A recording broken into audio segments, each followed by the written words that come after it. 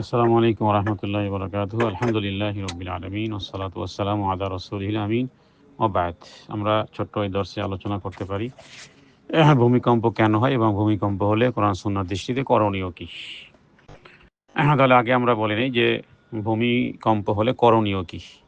দেন কেন হয় আমরা বিষয়টি আলোচনা করব। প্রথমত ভূমিকম্প হলে তওবা করা। কারণ হতে পারে জীবনের শেষ মুহূর্ত। তওবার মাধ্যমে সারা জীবনের গুনাহ মাফ হয়ে যেতে পারে। শিরক থেকে তওবা, কবিরা গুনাহ থেকে তওবা, যাবতীয় সগীরা গুনাহ থেকে তওবা, যত রকমের ভুল ভ্রান্তি আছে, এক কথায় তওবা।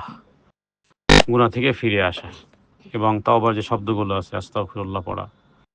সম্ভব হলে সালাতে দাঁড়ানো, সাজদায় গিয়ে তওবা করা, সাজদায় গিয়ে দোয়া করা।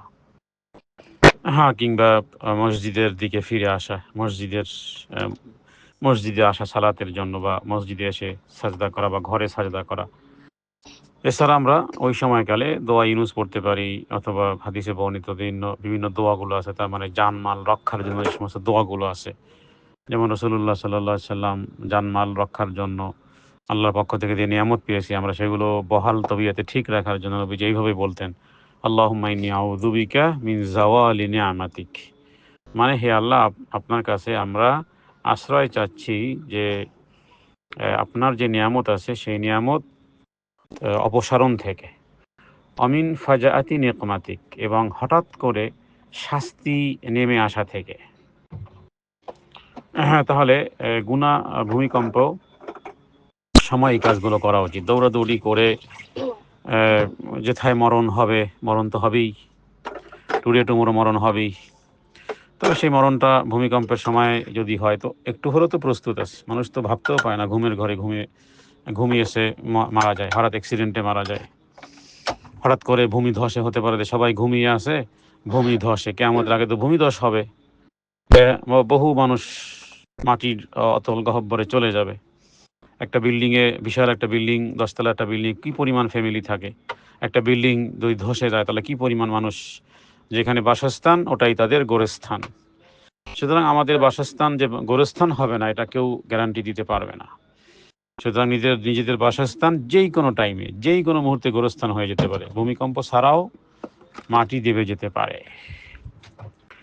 এই কারণে আমাদের জন্য এটা একটা সতর্কবার্তা।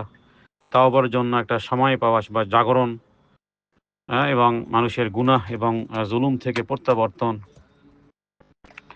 এই কারণে আমরা বলব যে এটি কেন আসে? এই কারণে আসে, গুনাহের কারণে আসে, অশ্লীলতার কারণে আসে, জুলুমের কারণে আসে। এগুলো বাড়াবাড়ি হলে তখন এগুলো এই জাতীয় ভূমিকম্প আসে।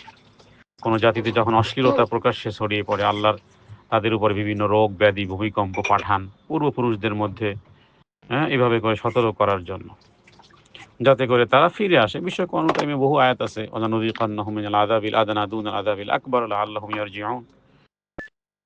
তো আল্লাহ ভূমিকম্প কেন পাঠান? বান্দাদেরকে সতর্ক করতে পাঠান। রাসূলুল্লাহ সাল্লাল্লাহু আলাইহি ওয়াসাল্লাম বলেছেন, আল্লাহ বান্দাদেরকে ভীতি বা ভয় দেখানোর জন্য, সতর্ক করার জন্য ভূমিকম্প পাঠান। মুসনাদ আহমদের হাদিস। তার মানে এটি মানুষের তওবা এবং আত্মপর্যালোচনার জাগানোর জন্য এক ধরনের সতর্ক ঘণ্টা। এক সতর্ক ঘণ্টা। এবং আল্লাহর আযাব যে কি পরিমাণ হতে পারে এবং মানুষের ক্ষমতা যে কতটা দুর্বল, ইত্যাদি বহু কিছুই আছে যদি কেউ এগুলো নিয়ে একটু ভাবে। মানুষের কত অসহায়ত্ব এই সমস্ত জায়গাতে। তো এই কারণে আমরা বলব যে আল্লাহ এটা তামবিহ, ছোট ছোট শাস্তির মাধ্যমে আল্লাহ আমাদেরকে, যাতে আমরা ফিরে আসি।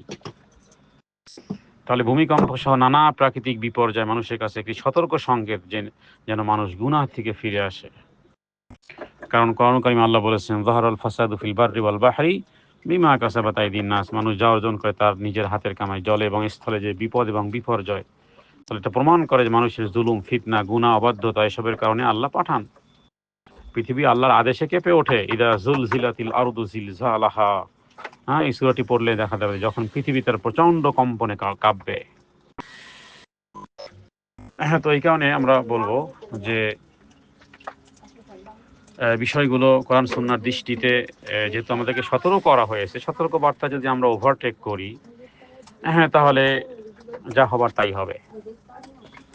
হ্যাঁ, মাটি কোথাও ফেটে যায়, পাহাড় কাঁপে। হ্যাঁ, পৃথিবী এর মধ্যে আল্লাহর বান্দাদেরকে আল্লাহ একটা বার্তা পাঠান, কখনো কোমলভাবে, কখনো কঠোরভাবে, যাতে করে বান্দারা আল্লাহর দিকে ফিরে আসে। তাহলে ভূমিকম্প এটা একটা আয়া মানে নিদর্শন। হ্যাঁ, সুতরাং এই মহাকম্পনের কথা যেহেতু আল্লাহ তাআলা কোরআনুল কারীমে বহু জায়গাতে বলেছেন, সূরা হজের মধ্যে বলেছেন, সূরা জিলজালের মধ্যে বলেছেন, ইয়া আইয়ুহান নাসু তাকু রাব্বাকুম ইন্না জালজালাতাস সাআতি শাইউন আযীম। হ্যাঁ, তো নবীজি বলেছেন কিয়ামত আসবে না যতক্ষণ পর্যন্ত ভূমিকম্প বৃদ্ধি না পায়। একের পর এক আসতেই থাকবে। ভূমিকম্প ঘন ঘন হওয়া কিয়ামত একটা বহুত বড় আলামাতুজ্জামান।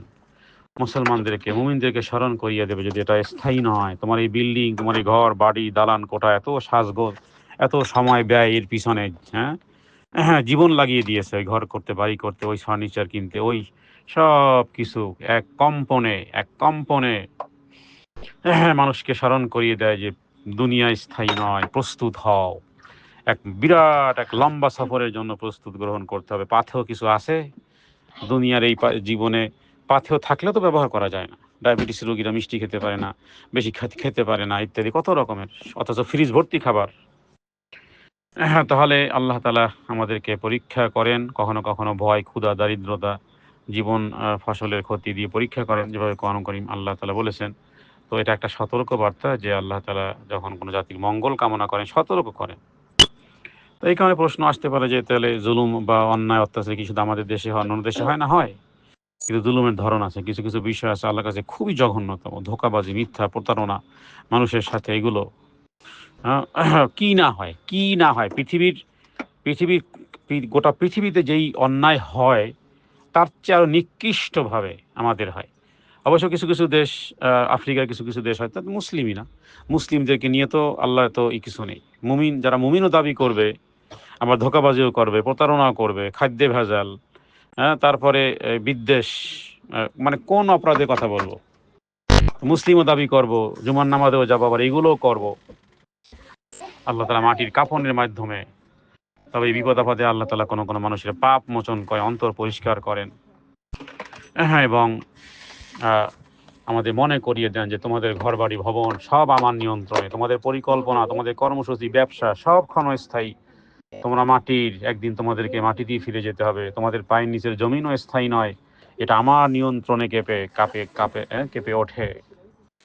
আর আরেকটি বিষয় হলো যে মানুষ যে কত দুর্বল, ইঞ্জিনিয়ারিং, স্ট্রাকচার, হ্যাঁ, তারপরে আর্কিটেক্ট ইত্যাদি সব কোনো কিছুই কাজে লাগবে না, কোনো কিছুই, সব দুর্বল। দুনিয়া স্থায়ী নয়, যে পৃথিবীকে আমরা স্থির ভেবেছিলাম সেই পৃথিবী কেঁপে উঠেছে। সব কিছু আল্লাহ তাআলার নিয়ন্ত্রণে, সব কিছুর মালিক তিনি। হ্যাঁ, সুতরাং রবের কাছে ইস্তেগফার করা, রবকে ডাকা। আল্লাহ বলেন উদউনি আস্তাজিব লাকুম, ডাকো আমি ডাকের সাড়া দেব। ইন্নাল্লাহা ইউহিব্বুত তাওয়াবিন ওয়া ইউহিব্বুল মুতাতাহহিরিন। আল্লাহ তাআলা তওবাকারীকে ভালোবাসেন। হ্যাঁ, সুতরাং প্রতিটি কম্পন যেন হয় হৃদয়ের কম্পন যেন হয়। হ্যাঁ, হৃদয়ের কম্পন যদি বুঝতে পারি, যদি ফেরত আসতে পারি, তাহলে মমতার ডাক আসবে। আমার দরজা খোলা আছে, কারণ পশ্চিম দিক থেকে এখনো সূর্য ওঠে নাই, এখনো তোমার মরার গড়গড়া শুরু হয় নাই। সুতরাং এগুলোকে আমরা এইভাবে ডাইভার্ট করে নিতে পারি। হাদা মিনাল ইলমু ইনদাল্লাহ, আল্লাহু আ'লামু বিস-সাওয়াব। সাল্লাল্লাহু আলা সাইয়্যিদিনা মুহাম্মাদিন নবিয়্যিল উম্মি ওয়া আলিহি ওয়া সাল্লাম। আসসালামু আলাইকুম ওয়া রাহমাতুল্লাহি ওয়া বারাকাতুহু।